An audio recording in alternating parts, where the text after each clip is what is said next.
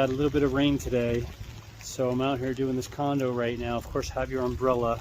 Now, usually I'm doing HDR, but on a rainy day, I'm not going to do HDR so I can avoid all the streaks. So I'm just going to shoot one exposure in manual mode, get the dial in the exposure the best I can, and if I have to make adjustments, I will do that in Lightroom. But on a rainy day like this, especially when it's raining this hard, you don't want to have the streaks in there, and I'm going to do a blue sky guarantee, and if there aren't that many streaks in there, I can drop the blue sky in and then I don't have to come back. So just want to share that with you. I'll probably have some more tips as this rainy day goes. See you soon.